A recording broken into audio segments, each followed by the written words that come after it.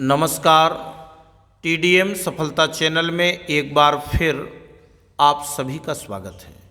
आज हम इस वीडियो के द्वारा कक्षा 6 गणित 8 ग्रेड अभ्यास पुस्तिका जो कि हमें वर्ष 2024-25 में दी गई है, आज हम इस वीडियो के द्वारा अध्याय 7 भिन्न तो भिन्न के पाठ का हम आज अभ्यास करेंगे। तो आप देखें कि वास्तव में जो भिन्न शब्द होता है तो भिन्न का शाब्दिक अर्थ है एक समूह अथवा एक पूर्ण का एक भाग। जैसे 3/4 एक भिन्न है तो हम इसे 3/4 पढ़ते हैं, यानी 3/4 में 4 एक पूर्ण भाग को 4 बराबर बराबर भागों में बांटने पर प्राप्त सभी 4 भाग हैं। और 3/4 में 3 क्या है? बराबर भागों की वह संख्या है जो सभी 4 बराबर भागों में से लिए गए हैं। और 3/4 में 3 अंश और 4 हर है।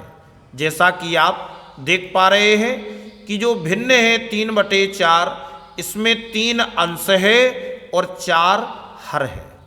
तो अब आप इसमें जो आपके पाठ में दिया गया है, विद्यार्थी इस पाठ के परिचय को इसको पूरा पढ़ें और पढ़ने के बाद नीचे हमें यहाँ पर निम्नलिखित प्रश्नों को हल कीजिए। यहाँ पर हमें प्रश्न दिए गए हैं, जैसे 4/3 प्लस 5/3। तो यहाँ पर आधार समान है और हम जोड़ कर रहे हैं। तो इन तीन का एलसीएम 3 आया, 3 का भाग 3 में दिया 1 और 1 का गुणा 4 में किया, 4 एकम 4 प्लस फिर हमने इसका भाग इसमें दिया तो 1 और 1 का गुणा 5 में 5। तो 4 5 9/3। चाहे तो हम इसको भी आगे सरल कर सकते हैं, नहीं तो हमारा 9/3 इसका उत्तर आ गया। अब हम इसमें भी देखते हैं 1/2 प्लस 1/3 को जब हम हल करते हैं तो हम 2 और 3 का एलसीएम लेंगे तो 6 आएगा। फिर 2 का भाग 6 में लगाएंगे तो 2 तिहाई 6 3 और 3 का गुणा ऊपर अंश में करेंगे 3 एकम 3। फिर प्लस 3 का भाग 6 में लगाया, 3 दूनी 6 2 और 2 का गुणा 1 में किया, 2 एकम 2। तो 3 और 2 जोड़ देंगे तो 5 और बटे 6, तो उत्तर आ गया 5/6।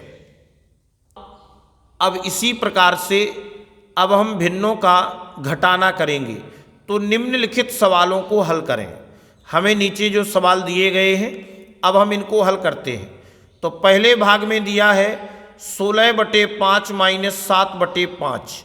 तो आप देख रहे हैं 16/5 माइनस 7/5, तो इनका हर समान है तो एलसीएम 5 आ गया। तो जब समान होता है तो हम ऊपर ज्यों की त्यों लिख देते हैं। तो 16 माइनस 7, अब 16 में से 7 घटाए तो 9/5। ये आपका पहला भाग हो गया। दूसरे भाग में 4/3 माइनस 1/2। जब हम इसे हल करेंगे तो 2 और 3 का एलसीएम 6, 3 दूनी 6 2 चौके 8 माइनस 2 तिहाई 6 3 एकम 3। अब 8 में से 3 घटाए तो कितना आ गया? 5/6। तीसरा दिया है 5/6 माइनस 3/4। इसको भी हल करेंगे तो 6 और 4 का एलसीएम 12 आया और 6 दूनी 12 2 2 पंचे 10 माइनस 4 ती 12 3 तर का 9। 10 में से अब हम 9 घटाएंगे तो यहाँ पर 1 आ जाएगा, 1 बटे और ये कितना आ गया? 12 है। इसके बाद आगे दिया है 5/3 और माइनस 4/20। तो इसका एलसीएम 20 आया, 5 का भाग दिया 5 चौके 20, 4 4 ती 12 माइनस 20 एकम 20 4 एकम 4। अब 12 में से 4 घटाए तो कितना आ गया? 8 और बटे 20। इस तरह से हम इन सभी घटानों को कर लेंगे। अब आगे हमें प्रश्नों में अभ्यास दिया गया है। प्रश्न पहला है कि भिन्न 5/12 में हर है। तो हम देखते हैं कि अंश ऊपर होता है और हर नीचे होता है। तो यहाँ पर हर क्या है? 12 है। तो आपका ये सी सही हो जाएगा, 12 है। और हम सी वाले को क्या कर देंगे? इसको हम भर देंगे। दूसरे प्रश्न में कहा गया है कि कितने बार 1/8 मिलकर 1/2 बनाते हैं। यानी कितने बार 1/8 मिलकर के 1/2 बनाएंगे। तो आप इसका उत्तर लिखेंगे A4। तो कैसे? तो आप इसको समझ सकते हैं कि 1/8 प्लस 1/8 प्लस 1/8 प्लस 1/8, यानी कितने बार मिलकर जब हम इनको मिलाएंगे तो 8 एलसीएम आएगा, 1 प्लस 1 प्लस 1 प्लस 1। चूंकि हर समान है तो ऊपर की संख्याएं जोड़ लेंगे। तो जोड़ने पर 1 2 3 4, 4/8। तो ये हो जाएगा 4 एकम 4, 4 दूनी 8, कितना आ गया? 1/2। तो यही प्रश्न में यहाँ पर कहा गया है कि आप इसको देखेंगे कि कितने बार 1/8 मिलकर 1/2 बनाते हैं। तो समझ गए होंगे कि जब हम 1/8 को 4 बार मिलाते हैं तो अंत में हमें 1/2 प्राप्त होता है। तीसरा प्रश्न है कि किसी, और हम इसमें ए वाले को भर देंगे पूरे तरीके से, किसी पूर्ण भाग का हिस्सा भिन्न का मान होता है। किसी पूर्ण भाग का हिस्सा भिन्न का मान होता है। तो हम ये जानते हैं कि जो भिन्न का मान होगा वह पूर्ण भाग का हिस्सा यानी 0 से अधिक होता है लेकिन 1 से कम होता है। तो आपका ये बी ऑप्शन सही हो जाएगा, 0 से अधिक लेकिन 1 से कम। पूर्ण भाग का हिस्सा भिन्न का मान 0 से अधिक लेकिन 1 से कम, ये भिन्न की विशेषता होती है। अब इसके बाद 7/8 मीटर रिबन के टुकड़े में से 1/4 मीटर लंबा रिबन का टुकड़ा काट लेने पर शेष बचे रिबन की लंबाई होगी। अब देखो 7/8 में से हमें 1/4 काटना है।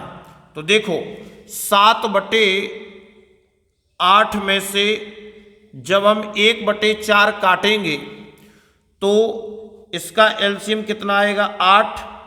तो जी कितना बचेगा? 7 माइनस 4 दूनी 8, तो कितना आ गया? 5/8। 5/8। तो आप देखेंगे तो आपका ऑप्शन डी सही हो जाएगा और ये हो जाएगा 5/8 मीटर। तो काट लेने पर शेष बचे रिबन की लंबाई 5/8 मीटर होगी। इसी तरह से हम 5वां प्रश्न देखते हैं कि एक बच्चे ने एक पाठ का 1/8 भाग पहले दिन एवं 1/4 भाग दूसरे दिन पढ़ा। उसने 2 दिनों में पाठ का कुल कितना भाग पढ़ा? तो अब हम इन दोनों को जोड़ देंगे, अभी घटाए थे। जब हम इन दोनों को जोड़ेंगे तो आपका ये कितना हो जाएगा? तो 7 + 2 कितना? 9/8। वो इसको 1/8 भाग पहले दिन और 1/4 भाग दूसरे दिन पढ़ा। 2 दिनों में पाठ का कुल कितना भाग पढ़ा? तो पहले दिन 1/8 प्लस दूसरे दिन 1/4, तो एलसीएम आ गया 8 और 1 एकम 1 प्लस 4 दूनी 8, 2, तो कितना हो गया जी? 3/8। तो आपका जी बी ऑप्शन सही हो जाएगा, 3/8। और यहाँ पर हम बी वाले गोले को पूरा भर देंगे। अब इसके आगे 6वें प्रश्न में कहा गया है कि 1/2, 1/3, 1/4 एवं 1/5 में से सबसे बड़ी भिन्न कौन सी है? सबसे बड़ी भिन्न बतानी है। तो हम जानते हैं कि दी गई भिन्नों में सबसे बड़ी भिन्न 1/2 अर्थात 0.5 है। कैसे? देखो, जब हम 2 का भाग 1 में देंगे तो 0.5 आएगा, 3 का भाग 1 में देंगे तो 3 का 9 यानी कि 3 आएगा, फिर इसका भाग देंगे 4 दूनी 8, 0.2 आएगा, फिर 5 का भाग देंगे 5 दूनी 10, 2 आएगा। यानी कि सबसे जो बड़ी भिन्न है वह 1/2 है, क्योंकि इसका मान अधिक है। अब इसके आगे 7वां प्रश्न है, यूसुफ ने एक फ्रूट केक को 7 व्यक्तियों में बराबर बराबर बांट दिया। ध्यान देना, उसने प्रत्येक व्यक्ति को केक का कौन सा भाग दिया? तो चूंकि जब 7 व्यक्तियों को बराबर बराबर बांट दिया तो उसने प्रत्येक व्यक्ति को केक का 1/7 भाग दिया।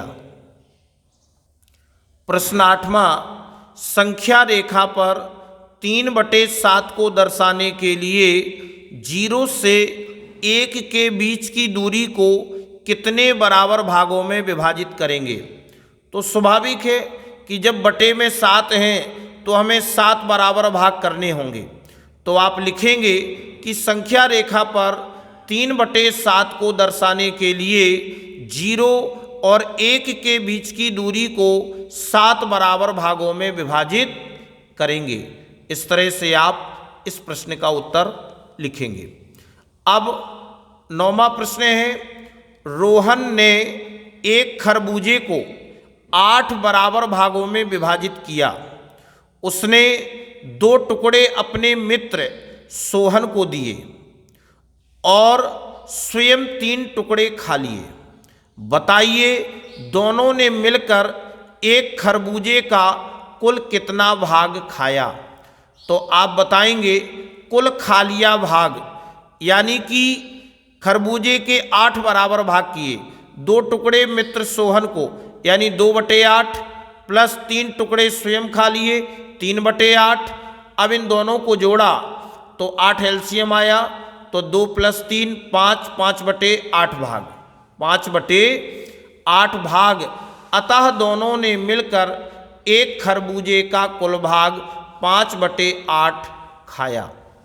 इसके आगे 10वां प्रश्न, एक कमरे के फर्श में वर्गाकार टाइल्स लगी हुई हैं।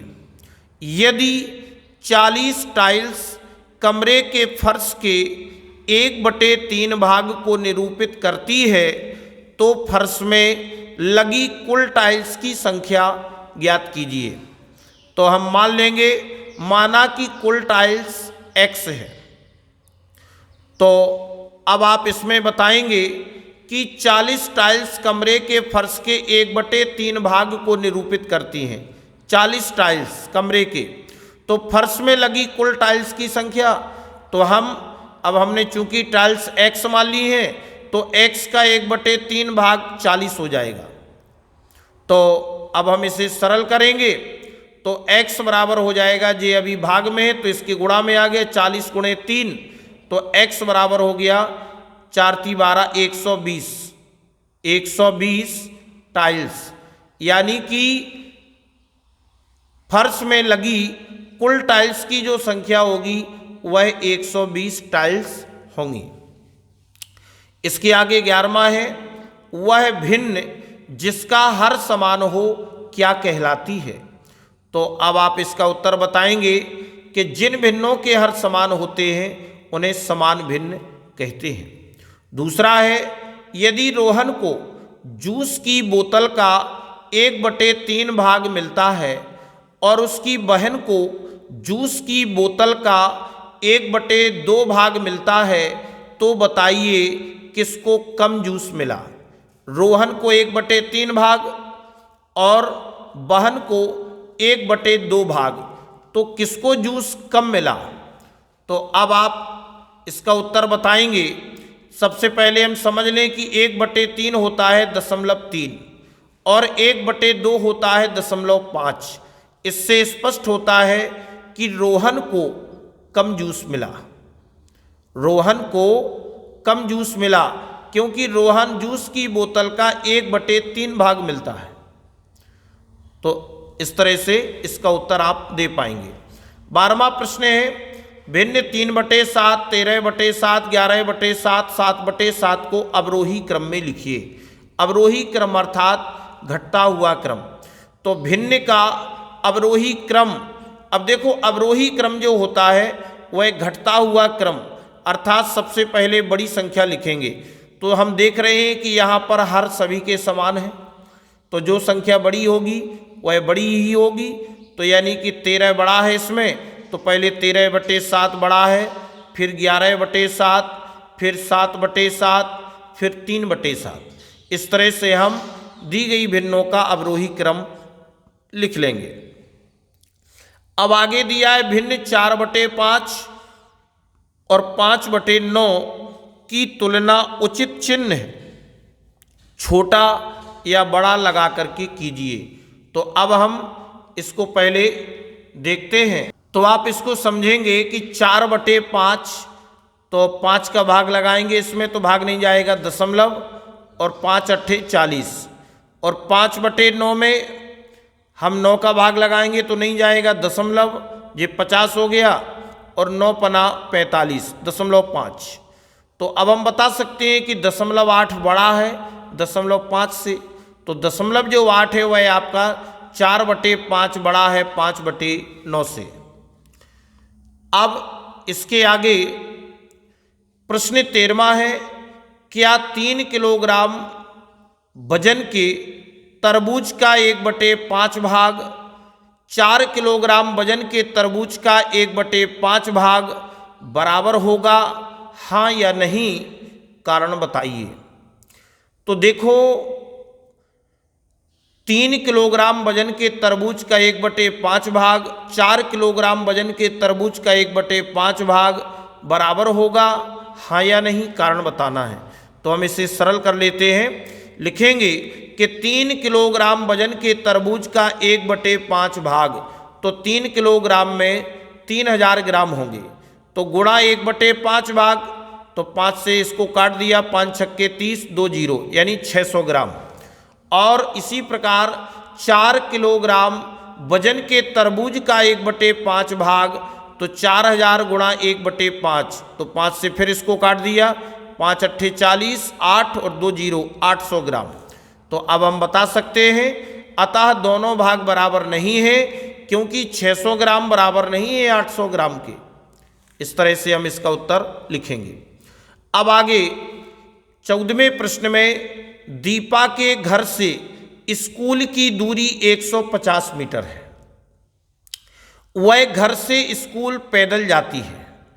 एक कदम की दूरी का अनुमान लगाकर बताइए कि एक कदम कुल दूरी का कौन सा हिस्सा है। तो स्वाभाविक से हम बता देंगे कि इसको हम मान लेंगे, माना दीपा के एक कदम की दूरी x मीटर है। तो अब चूंकि दीपा घर से स्कूल की दूरी 150 मीटर है, पैदल जाती है, एक कदम की दूरी का अनुमान लगाकर बताना है कि एक कदम कुल दूरी का कौन सा हिस्सा है। तो हम बता देंगे कि कुल दूरी का x/150वां हिस्सा होगा, क्योंकि टोटल आपका 150 मीटर है। अब अंतिम प्रश्न है आपका कि एक पेड़ के पत्तों की संख्या का अनुमान लगाइए। एक पेड़ के पत्तों की संख्या का अनुमान लगाइए। एक पत्ता कुल पत्तों का कौन सा हिस्सा है, लिखिए। तो आप बताएंगे, माना कि एक पेड़ के पत्तों की कुल संख्या x है। हमने मान लिया कि एक पेड़ के पत्तों की कुल संख्या x है, तो अब हमें एक पत्ता कुल पत्तों का कौन सा हिस्सा है, तो हम बता देंगे कि एक पत्ता कुल पत्तों का 1/xवां हिस्सा होगा। तो यहाँ पर जो भी संख्या आएगी वह उसके बटे में आ जाएगी। तो हम बता देंगे कि एक पत्ता कुल पत्तों का 1/xवां हिस्सा होगा। इस तरह से इस वीडियो में बस इतना ही। नेक्स्ट वीडियो में हम अगले पाठ के अभ्यास को पूर्ण करेंगे। अगर आपको ये वीडियो अच्छा लगा हो तो वीडियो के लिए कमेंट और शेयर अवश्य करें। धन्यवाद।